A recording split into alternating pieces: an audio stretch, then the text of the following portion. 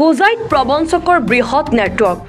বিদেশত সংস্থাপনৰ নামত লাখ লাখ টকা লুণ্ঠন প্ৰবঞ্চক চক্ৰটোৰ সাৱধান ঠগ প্ৰবঞ্চকে লুটি নিব পাৰে আপোনাৰ পৰিশ্ৰমৰ ধন ৰাজ্যত বৃদ্ধি পাইছে ঠগ প্ৰবঞ্চনাৰ ঘটনা বিদেশত সংস্থাপন দিয়াৰ নামত লাখ লাখ টকা লুণ্ঠন প্ৰবঞ্চক চক্ৰটোৰ প্ৰবঞ্চক ক্ৰমে হোজাই জিলাৰ ৰাণীপুখুৰী গাঁৱৰ ৰামনগৰৰ জিয়াউৰ ৰহমান আৰু তেওঁৰ স্ত্ৰী বেদেনা বেগম আৰু দবকাৰ ছফিকুৰ ৰহমানৰ বিৰুদ্ধে বিদেশত নিয়াৰ নামত ধন আত্মসাত কৰাৰ অভিযোগ ন্যায় বিচাৰি লংকা আৰু দবকা থানাত এজাহাৰ দাখিল কৰে ভুক্তভোগী ৰিয়াজুল ইছলাম কলিম উদ্দিন আৰু আব্দুল মালিকে ঠগ প্ৰবঞ্চক জিয়াউৰ ৰহমান আৰু তেওঁৰ স্ত্ৰী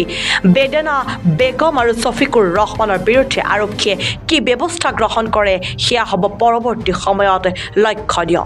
নিউজ ডেস্কৰ report Asom north east news live 24/7 মানে সেমি ঘটনা হয়েছে মোর নাম হয়েছে রিয়াজুল ইসলাম দক্ষিণ লস্করপাতার গড় হয় আর ওই সেম ঘটনা মানে ডবকা যেজন মানে আছে ডবকা লংলি বস্তি গড় আছে শফিকুর রহমান দেউতাকৰ নাম হৈছে আব্দুল সালাম এই সেম মানে আমাৰ পৰা টকা বহুত টকা লৈছে আমাৰ পৰা লৈছে 90,000 আৰু আমি 4-5 জন আছে 4-5 জনৰ পৰা এই দুজন মানুহে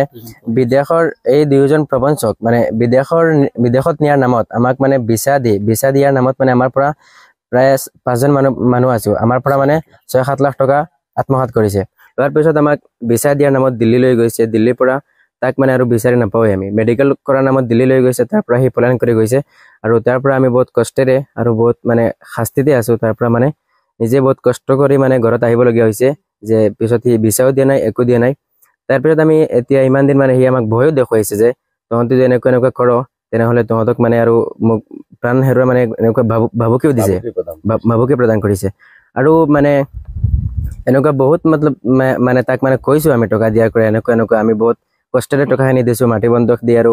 আমাৰ লগৰে জিকেট আছে মানে তোমালোক দিল্লীৰ পৰা অহাৰ পিছত তেওঁলোক কোনত কথা পাতিছিল কথা হৈছে যে আমাৰ কমসে কম আমাৰ ভিসা দিয়া নাই কমসে কম আমাৰ টকাখিনি দি দে হি তাৰপৰা এনেকুৱা কৈছে টকাও নিদিয়ে আৰু বহুত মানে ধমকি দিয়ে আমাক ধমকি দিয়ে দম দিয়ে টকা নিদিব এনেকুৱা কৰিব তাৰ পিছত আমি লংকা থানাত গৈছো এখন ইজহাৰ দিছো তাৰ পিছত দবকা থানাতো দিছো মৌলানা শফিকুৰ ৰহমানৰ নামত দবকা থানাতো ইজহাৰ দি আহিছো এতিয়া চাও মানে আমি আইনৰ ওচৰত দি দিছো যে আমিতো নোৱাৰিলো আইনে কিবা এটা কৰি যদি আমাক উদ্ধাৰ কৰে তেনেহলে আমি মানে আইনৰ এটা আশ্ৰয় লৈ কিবা কি কৰিব পাৰিম আৰু